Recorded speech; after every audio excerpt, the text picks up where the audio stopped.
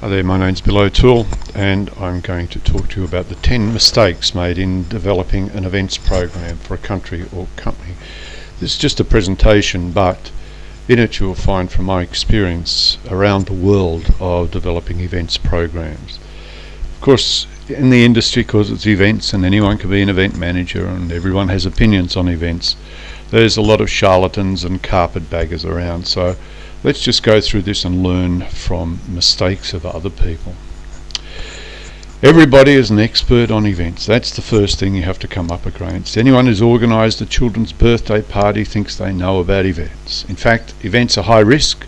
You have lots of people in an unfamiliar environment. The logistics alone is very complex. It could be rail deliveries. You have to deal with big stakeholders like the Road Transit Authority and councils, VIPs and locals. You have to minimise all the risk, and one mistake can hit the press all around the world. They are very complex affairs. What are they? People actually don't know what events are, even though they may be top people in a company or top politicians or whoever I've had to deal with. It's surprising they actually don't know about events. When you get them to think about it, they will. Some people think it's sports, others think it's conferences, other ones might mean concerts. But what about weddings? Are they events? Well, they are. And it's a bigger mistake is assuming everyone means the same when they think of the word event. Another thing I've come across is that we don't have events. In fact, hospitals have events, universities have events, banks have events. One bank I dealt with had over $100 million worth of events every year, and yet they didn't really think that they did events. It's too often the case that a company will assume it has nothing to do with events, but they do. But they have training days, they sponsor some sports events, they host conferences, they have incentives. In fact, events are a big part of what a modern company and certainly a government, whether it's local or city, does. So their solution is often just buy the event in. The problem with that is, of course, that you're not allowing the people to get used to the event. You're bringing in events from outside, you're imposing events on people, and having seen this a lot of times, they rarely work in the long term. Sure, lots of money is thrown at them at the beginning. After a couple of years, unless you keep paying, the event will collapse. It's far better, of course, if the event comes from the people themselves. And this is happening all through the Gulf, where they're paying top dollars for events. One other thing I missed out, I might say that if you buy in events and you're a tourism authority, you're really stabbing yourself in the foot, because all you're doing is making your destination exactly the same as every other destination. And the aim of tourism is to make things unique so that people want to travel there. It's surprising how many tourism authorities will bring in events that are exactly the same as other places.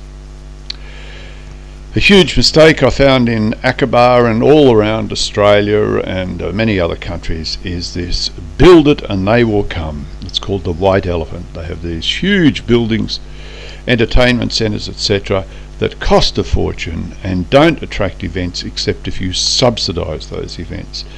And we only have to look at Sydney's Homebush Bay venue for the Olympics. They're still undecided, and there's plenty of studies to show how much money we're still paying for that site. Another mistake that's made is that a company or a government doesn't have a measure of success for their events, surprising as it may seem. Even though there's a huge return on investment for these events, you'd be surprised at how many companies just do the event without any rational approach to it. There's nothing wrong with that, but don't forget that a company is beholden to the shareholders, a country is beholden to its population, so you should have some sort of way of measuring success of the events. With that, there's rarely an assessment of event companies that come in and do events. People just assume because they're an event company, therefore they know what they're doing. Event management's a skill. I mean, you wouldn't bring in engineers to build a bridge unless you knew that they were proper engineers, and yet they will bring in event managers without any way of assessing their qualities. Event development is dependent on the abilities to improve the management after each event. In other words, you have to have some standards. Another big mistake is to assume that festivals are just about tourism. Well, they're not. And in fact, tourism is an outcome of events. It's not a cause of events. I've seen many events put together by tourism people collapse because they don't understand the nature of events. Events are very much about locals, and they're very much about social capital. With the result, they can produce enormous tourism benefits, gigantic tourism benefits, but it must come from the local people.